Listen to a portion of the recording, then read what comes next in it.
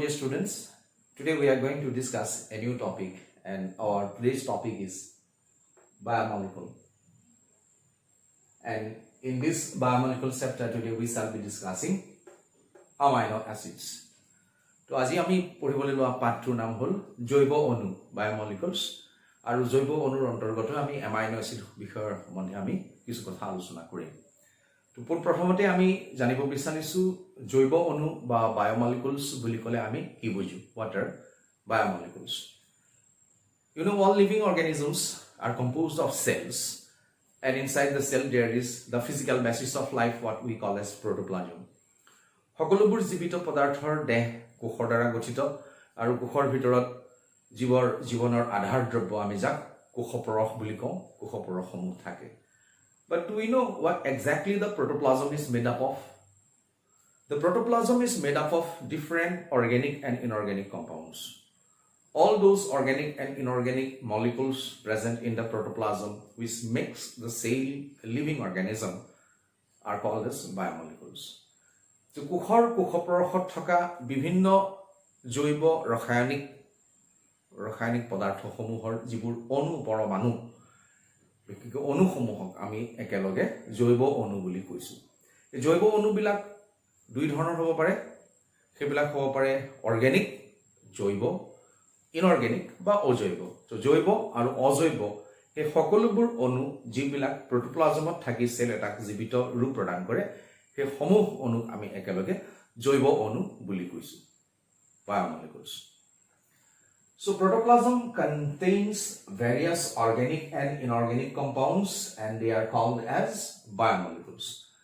কোষৰ কোষপৰশত থকা বিভিন্ন জৈৱ আৰু অজৈৱ অণুসমূহক আমি একেলগে জৈৱ অণু বুলি কৈছো। এই জৈৱ অণুবিলাকৰ এক্সাম্পলত ইনঅৰ্গেনিক বুলি যদি আমি কওঁ, the inorganic compounds, অজৈৱ অণুসমূহৰ ভিতৰত water, salts, various gases, পানী, খনিজ লৱণ আৰু বিভিন্ন গেছীয় পদাৰ্থসমূহ। আৰু তাৰ উপৰি অৰ্গেনিক বা জৈৱ পদাৰ্থবিলাকৰ ভিতৰত পৰিব কাৰ্বোহাইড্ৰেটছ, প্ৰটিনছ, লিপিডছ, ভিটামিনছ ইত্যাদি বিভিন্ন ধৰণৰ পদাৰ্থবিলাক অৰ্গেনিক বা জৈৱ অণুৰ অন্তৰ্গত। All these biomolecules which are present inside the cell, that is in the protoplasm, can be of again two types. They are number one, we can say them as microbiomolecules, and number two, second category is macrobiomolecule. অসমীয়াত আমি কৈছো মাইক্ৰবায়োমলিকুলছ সূক্ষ্ম জৈৱ অণু আৰু মেক্ৰবায়োমলিকুলছ বৃহৎ জৈৱ অণু। So what are microbiomolecules বা সূক্ষ্ম জৈৱ অণু বুলি ক'লে আমি কি বুজো? সূক্ষ্ম জৈৱ অণু বা microbiomolecules are those biomolecules present in the cell cytoplasm which have low molecular mass, যাৰ আণৱিক ভাৰ কম, and they are water soluble, পানীত সহজে দ্ৰৱণীয়। তেনেধৰণৰ জৈৱ অণুবিলাকক আমি সূক্ষ্ম জৈৱ অণু বা মাইক্ৰবায়োমলিকুলছ বুলি কৈছো। মাইক্ৰবায়োমলিকুলছ বিলাকৰ আণৱিক ভাৰ যথেষ্ট কম হয়, অৰ্থাৎ এই অণুসমূহ গঠন কৰা যিবোৰ পৰমাণু বা এলিমেণ্টছ, সেই এলিমেণ্টছবিলাক সংখ্যাত কমকৈ থাকে। গতিকে অণুবিলাক আকাৰত সৰু হয়, সিহঁতৰ আণৱিক ভাৰ কম হয়, আৰু তাতকৈও ডাঙৰ কথা ইহঁত পানীত সহজে দ্ৰৱীভূত হয়। So the microbiomolecules are therefore the molecules which are made up of less numbers of atoms. So they have usually low molecular mass, low molecular weight, and most importantly, they are all water soluble. And all these type of biomolecules present in the cell cytoplasm are called as microbiomolecules. The examples are glucose. I mean, সকলোৱে চিনি পোৱা glucose, বা amino acids, fatty acids, glycerol, এনেকুৱা ধৰণৰ বিভিন্ন যিবোৰ অণু আমি দেখা পাম কোষৰ প্ৰটোপ্লাজমত, আমি সেইবিলাকক মাইক্ৰবায়োমলিকুলছ বা সূক্ষ্ম জৈৱ অণু বুলি কৈছো। On the other hand, macrobiomolecules are definitely the opposite of microbiomolecules, means they will have definitely high molecular mass. They will be made up of large numbers of small atoms, and most importantly, they are mostly insoluble in water, পানীত অদ্ৰৱণীয়। ইহঁতৰ আণৱিক ভাৰ যথেষ্ট বেছি হ'ব, আৰু এই অণুবোৰ গঠনকাৰী পৰমাণুৰ সংখ্যাত যথেষ্ট বেছি হ'ব।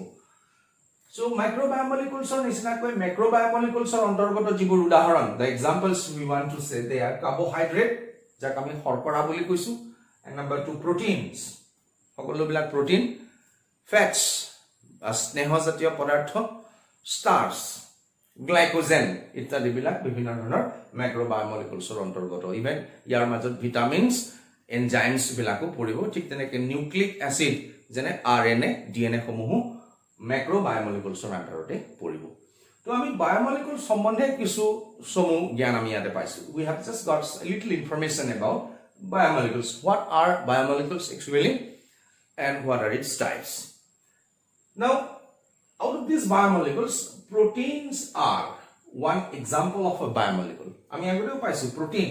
Protein is an example of macrobiomolecule. আমি ইয়াত পাইছো protein is an example of macrobiomolecule. আৰু proteins বিলাক কি বুলি কোৱা হৈছে? The proteins are actually polymers of amino acid. Polymer আমি আগতে ক্লাছ 10 ত পঢ়োতে আমি পাই আহিছো what are polymers. Polymers are some large molecules which are made up of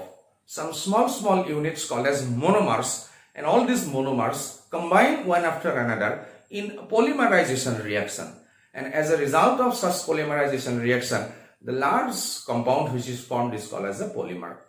Polymerক আমি অসমীয়াত বহুযোগী বুলি কওঁ। বহুযোগী সমূহ হল কিছুমান এনে ধৰণৰ অণু যিবোৰ অণু অতি বৃহৎ আকাৰৰ হয় আৰু এই বৃহৎ অণুবোৰ কিছুমান সূক্ষ্ম একে ধৰণৰ অণুৰ দ্বাৰা গঠিত হয় আৰু এই অণুসমূহ বহুযোজীকৰণ বিক্ৰিয়াৰ ফলত সৃষ্টি হয়। যে আমি পাইছিলো CH2 plus CH2 তিনিটা CH2 একেলগে লগ হৈ বেনজিন ফৰ্ম কৰে। So this was an example. ঠিক তেনেকৈ আমি পাব পাৰো আন বিভিন্ন ধৰণৰ, আৰু তাৰ ভিতৰত আমি এটা আজি উদাহৰণ ল'ব বিচাৰিছো যে এমাইনো এসিড কিছুমান সৰু মনোমাৰ একযোজী, they are small molecules, and when many amino acids will combine one after another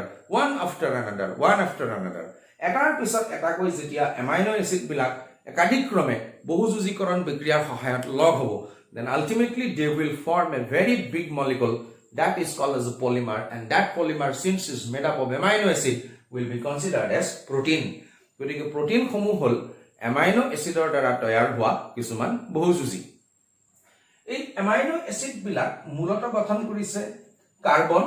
hydrogen, oxygen আৰু নাইট্ৰজেনৰ দ্বাৰা। The main elements, that is to say that amino acids are made up of carbon, hydrogen, oxygen and nitrogen as main elements.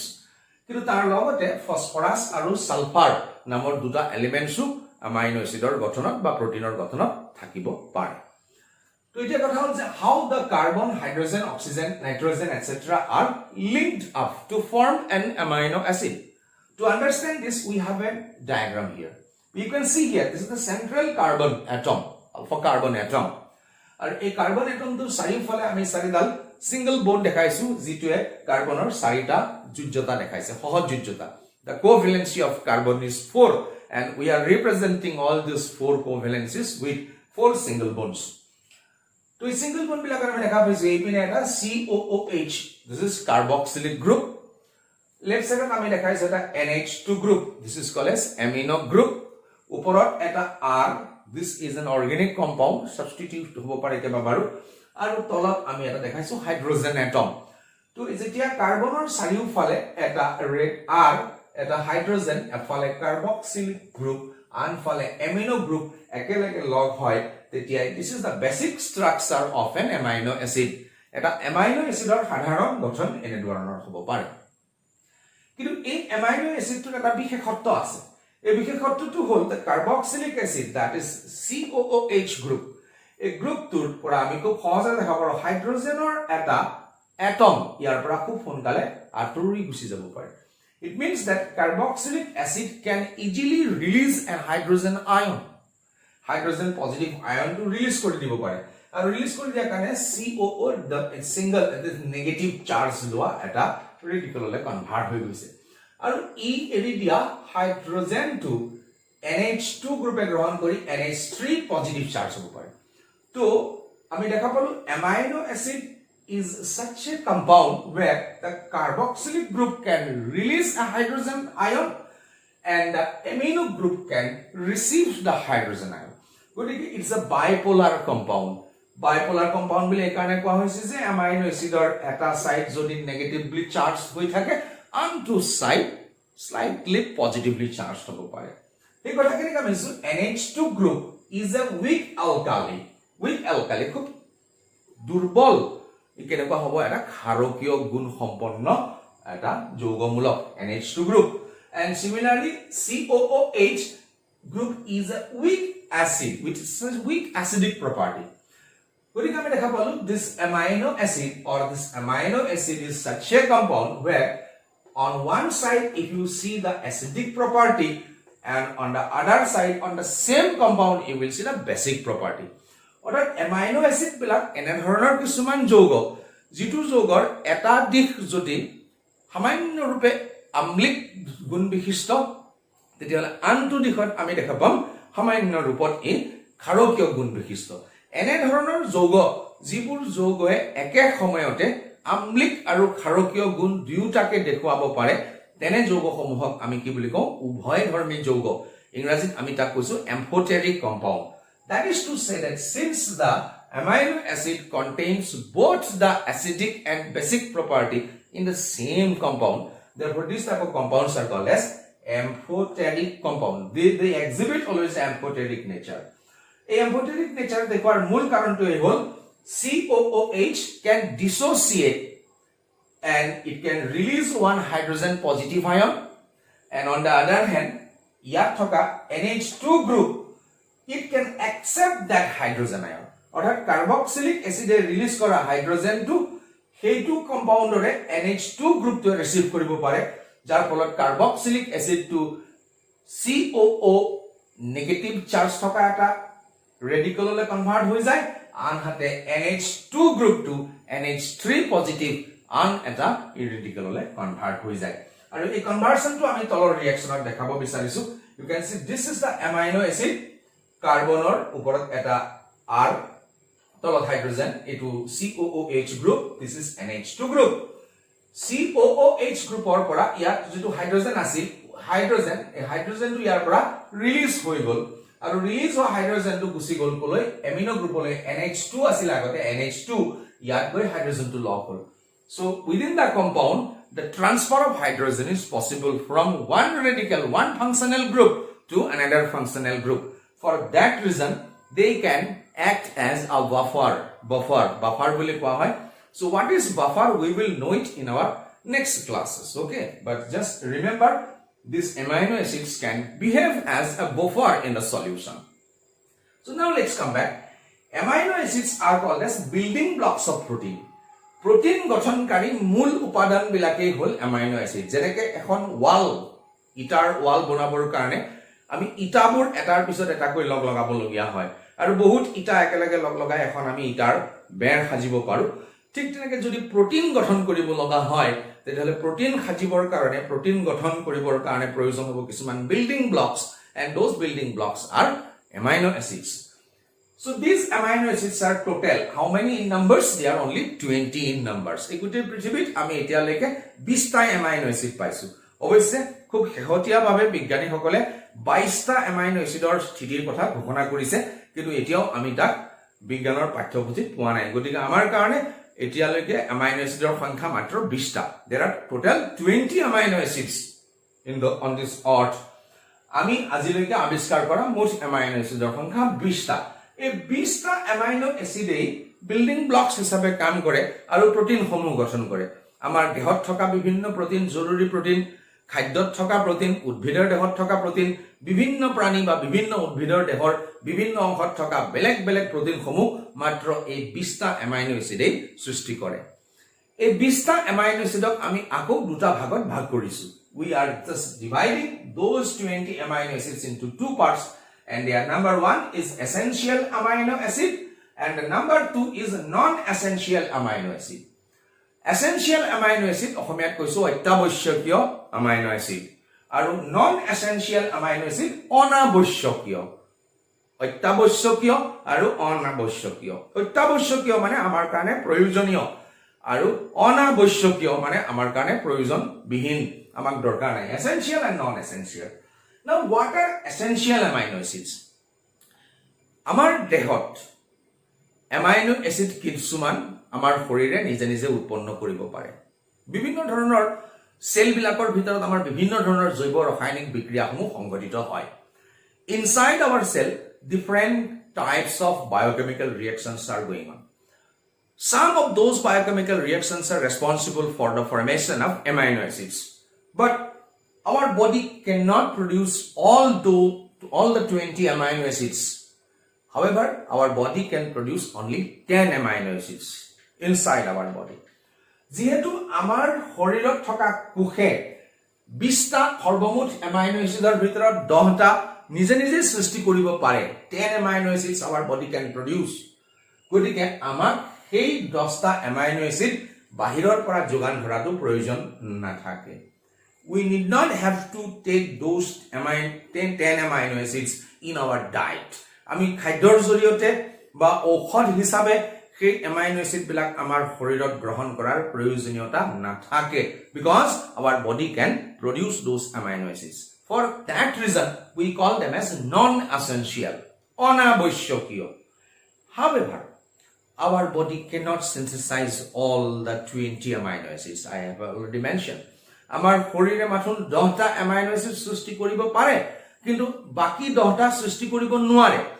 গতিকে আমাৰ শৰীৰত সেই বাকি 10টা amino acidৰ সদায় অভাৱ অনুভৱ হয় we always have a deficiency or we always have a tendency to get those amino acids which we cannot synthesize within our body so we need to take them in our diet সেইকাৰণে আমি খাদ্যৰ জৰিয়তে হোক বা বিভিন্ন ঔষধ বা বিভিন্ন উৎসৰ পৰা সেই amino acid বিলাক গ্ৰহণ কৰাৰ কাৰণে প্ৰয়োজনীয়তা আহি পৰে and we classify those amino acids as therefore essential amino acids বা আমি তাক কৈছো আৱশ্যকীয় amino acids so essential and non essential amino acidৰ ক্যাটেগৰীত আমি প্ৰথম চাব বিচাৰিছো কেইটামান এক্সাম্পল যেনে আমি পাইছো প্ৰথমতে arginine next leucine then lysine methionine মই চাৰিটা উদাহৰণ লৈছো এই amino acids চাৰিটা আমি কি বুলি কৈছো they are essential amino acids there will be total 10 মই মাত্ৰ চাৰিটাৰ হে নাম দিছো there are 6 more such amino acids which are essential amino acids why they are essential ইহৰ কাৰণে হেবোৰ আৱশ্যকীয় কাৰণ these amino acids cannot be synthesized within our body আমাৰ শৰীৰত থকা কোষবিলাকে এই amino acid বিলাক সৃষ্টি কৰিব নোৱাৰে আৰু খাদ্যৰ জৰিয়তে হোক বা বিভিন্ন উপায়েৰে আমি হেবোৰ গ্ৰহণ কৰিব লাগিব so they are essential amino acids I am repeating the names arginine leucine lysine and methionine ঠিক তেনেকৈ আমি পাব বিচাৰিছো alanine then পাইছো asparagine glutamic acid glycine proline পাঁচটা amino acidৰ নাম দিছো these amino acids are called as non essential amino acids অনাবশ্যকীয় amino acid why because alanine asparagine glutamic acid glycine বা proline নামৰ amino acid বিলাক আমাৰ শৰীৰত থকা কোষ বিলাকে বিভিন্ন সময়ত বিভিন্ন ৰাসায়নিক বিক্ৰিয়াৰ সহায়ত আমাৰ শৰীৰৰ ভিতৰতে উৎপন্ন কৰিব পাৰে গতিকে খাদ্যৰ মাধ্যমত আমাৰ শৰীৰত ইহঁতক যোগান ধৰাৰ কোনো প্ৰয়োজন নাথাকে for that reason these amino acids are considered as non essential amino acids now let us see the structure of some such amino acid আমি দেখা পাইছো this general formula of the amino acid এইটো general structure বা সাধাৰণ যেটো গঠন এই গঠনটো আমি দেখা পাইছো R এই R টো 20 বাৰ বেলেগ বেলেগ ধৰণে প্ৰতিস্থাপন হ'ব পাৰে আৰু 20টা বেলেগ বেলেগ amino acid হ'ব উদাহৰণ স্বৰূপে চাব বিচাৰিছো যেনেকৈ আমাৰ NH2 গ্ৰুপ আৰু COOH আৰু হাইড্ৰোজেন আছে প্ৰত্যেকটোৰে NH2 COOH hydrogen NH2 COOH hydrogen NH2 COOH hydrogen NH2 COOH hydrogen আমি প্ৰত্যেকটোতে একেখিনিয়ে গঠন দেখা পাইছো মাত্ৰ আমি পৰিৱৰ্তন দেখা পাম এই R গ্ৰুপটো প্ৰথমটো আমি দেখা পাইছো R ৰ ঠাইত কি আছে hydrogen in place of R there is hydrogen second to আমি পাইছো in place of R there is a CH3 group third to আমি পাইছো in place of R there is a CH2OH group next to আমি পাইছো so এটা CH2 group লগৰ এটা benzene ring then আমি এটো পাইছো R group তৰে CH2 COOH অৰ্থাৎ আমি এই পাঁচটা উদাহৰণত দেখা পাইছো পাঁচ বাৰে R গ্ৰুপটো ইয়াত ফলনি হৈছে আৰু ফলনি হোৱাৰ ফলত ইয়াত সৃষ্টি হোৱা amino acid বিলাক বেলেগ বেলেগ হৈছে আৰু এনেকৈ টোটাল 20 বাৰ R বেলেগ বেলেগ কম্পাউন্ড হ'ব পাৰে আৰু বেলেগ বেলেগ কম্পাউন্ড R ৰ ঠাইত অহা কাৰণে amino acid টো বেলেগ হয় যেনে যেতিয়া R is hydrogen it is glycine যেতিয়া R is CH3 তেতিয়া আমি তাক নাম দিছো alanine যেতিয়া R is CH2OH this is serine যেতিয়া R to CH2 benzene ring এটা দেখা পাইছো this is called phenylalanine similarly যেতিয়া R to CH2 COOH this is called as aspartic acid গতিকে এনেকুৱা ধৰণৰ 20 টা বেলেগ বেলেগ অ্যামাইনো এসিড গঠন হয় এতিয়া মূলত আমি চাব বিচাৰিছো what are the importance of amino acid amino acidৰ মূল কামবোৰ কি what are the different important activities that amino acids do inside the living body they are number 1 functions they are the building blocks of protein আমাৰ শৰীৰৰ কাৰণে প্ৰয়োজনীয় protein সমূহ গঠনকাৰী মূল উপাদানেই হল amino acid যদি amino acid নাথাকে তেতিয়া হলে আমাৰ শৰীৰত কেতিয়াও প্ৰটিন সৃষ্টি হ'ব নোৱাৰে 2 নম্বৰ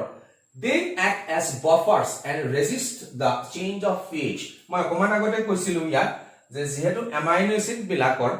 এটা এন্ডত slightly negative eta endot slightly positive bipolar compound hisabe ase so they behave as buffer godike ei amino acid bilake amar kukhot buffer hisabe kaam kore aru buffer hisabe thaki amar kukhor pH to niyantron kore it maintains the pH it doesn't allow the pH to change pH ami class school of thakote class 9 10 ot ami pH sambandhe pori aisu pH sedi ami ki koru pH is the scale by which we can actually measure a solution in terms of its alkalinity and acidity whether a solution is acidic or alkaline and if we want to know and measure the strength of the acid or base then we use a scale and that scale is called as pH scale so third activity they are responsible for nitrogen storage ami amino acid or গঠন বা প্ৰোটিনৰ গঠন পঢ়তে পাইছিলো ইয়াত another chief element is nitrogen অৰ্থাৎ amino acid বিলাকে যথেষ্ট পৰিমাণে নাইট্ৰোজেন আমাৰ শৰীৰত সঞ্চিত কৰিব পাৰে এই নাইট্ৰোজেন বিলাক আমাৰ শৰীৰত বিভিন্ন সময়ত প্ৰয়োজন হ'ব নাইট্ৰোজেন বেস বিলাক বনাওতে আৰএনএ ডিএনএ বা নিউক্লিক অ্যাসিড বিলাক সৃষ্টি কৰাৰ সময়ত নাইট্ৰোজেন এটা গুৰুত্বপূৰ্ণ এলিমেন্ট হৈ পৰে in the formation of our genetic material like RNA and DNA nitrogen is a very important element because it takes part in the formation of the nitrogen bases and to form those nitrogen bases we require large amount of nitrogen and from where do we get those nitrogen the answer is amino acids because they are also considered as the storehouse of nitrogen inside our body number 4 some amino acids can help in the electron transfer system electron transfer during the redox reaction আমাৰ শৰীৰত যিবিলাক জাৰণ বিজাৰণ বিক্ৰিয়া সংঘটিত হয় বা redox বিক্ৰিয়া redox reactions হয় এই redox reactionত ইলেক্ট্ৰন ট্ৰান্সফাৰ কৰিবৰ কাৰণে এটা এলিমেন্টৰ পৰা বা এটা কম্পাউণ্ডৰ পৰা ইলেক্ট্ৰন আন এটালে ট্ৰান্সফাৰ হোৱাত যথেষ্ট সহায় কৰা এই compound বিলাকি hall amino acid number 5 some of the amino acids like L-amino acids they help in the cell growth কোষ এটাৰ বৃদ্ধি বা বৰ্ধন হোৱাত amino acids বিলাকে গুৰুত্বপূৰ্ণ ভূমিকা গ্ৰহণ কৰে আৰু অন্তিম হিচাপে পাব বিচাৰিছো number 6 amino acids are helpful in the biosynthesis of purine pyrimidine and urea অকমান আগতে আমি কৈছিলো নাইট্ৰজেন বিলাক or storehouse হিচাপে amino acids বিলাক আছে কিয় because in our body we need to form different nitrogen bases এই nitrogen base আমাৰ শৰীৰত দুই ধৰণৰ আছে এটা হল purine আৰু হল pyrimidine এই purine আৰু pyrimidine সৃষ্টি হোৱাৰ সময়ত amino acid গুৰুত্বপূৰ্ণ ভূমিকা গ্ৰহণ কৰে আৰু আন এটা হৈছে আমাৰ শৰীৰত যিবিলাক নাইট্ৰজেন যুক্ত বৰ্জিত পদাৰ্থ the nitrogenous waste we need to eliminate from our body that is mostly eliminated in the form of urea এই ইউৰিয়া যথেষ্ট পৰিমাণে শৰীৰৰ কাৰণে অপ্ৰয়োজনীয় নাইট্ৰজেন বিলাক বাহিৰ কৰি দিয়া হয় ইউৰিয়াৰ মাধ্যমেৰে and the urea formation is always helped by certain amino acids গতিকে আমি এটা কথা গম পালো যে বায়োমলিকুল হিচাপে অ্যামাইনো অ্যাসিড এটা যথেষ্ট গুৰুত্বপূৰ্ণ মলিকুল হয় কিন্তু অ্যামাইনো অ্যাসিড ইজ আ মাইক্ৰোবায়োমলিকুল যেনে গ্লুকোজ অ্যামাইনো অ্যাসিড বা ফেটি অ্যাসিড গ্লিসেৰল এনেকুৱা বিলাকক মাইক্ৰোবায়োমলিকুল বা সূক্ষ্ম জৈৱ যৌগ বুলি কৈছো সূক্ষ্ম জৈৱ যৌগ হ'ব পাৰে it is small only in structure it is less only in its molecular mass but its activity its importance is very much big আৰু এই অ্যামাইনো অ্যাসিড বিলাকক আমি বায়োমলিকুল বা জৈৱ যৌগ হিচাপে পালো আজিৰ পাঠত আমি মূলত গম পালো যে বায়োমলিকুলস কি বায়োমলিকুলৰ দুটা ভাগ মাইক্ৰোবায়োমলিকুলছ এণ্ড মেক্ৰোবায়োমলিকুলছ এইবিলাকৰ ভিতৰত আমি আজি মাইক্ৰোবায়োমলিকুলছত এমাইনো এচিডক মূলতঃ পঢ়াৰ কাৰণে লৈছিলো এমাইনো এচিডৰ সাধাৰণ গঠন এমাইনো এচিডছ বিলাকৰ মাজত হাইড্ৰোজেন আয়নৰ কেনেদৰে স্থানান্তৰ হ'ব পাৰে এমাইনো এচিডছ বিলাক কিমানটা আছে আমি গম পালো 20টা essential non essential amino acid সম্বন্ধে কিছু কথা গম পালো উদাহৰণ এসেনশিয়াল আৰু নন এসেনশিয়াল এমাইনো এচিডৰ পালো লগত আমি কেইটামান এমাইনো এচিডৰ ৰাসায়নিক গঠন আমি গম পালো we have just come to know the chemical structure of 5 different amino acids and finally the functions of the amino acids in our next class we shall be discussing another biomolecule and that is protein আমাৰ পৰৱৰ্তী ক্লাছত আমি আন এটা জৈৱ অণুৰ বিষয়ে আলোচনা কৰিম আৰু সেই জৈৱ অণুটো হ'ব protein thank you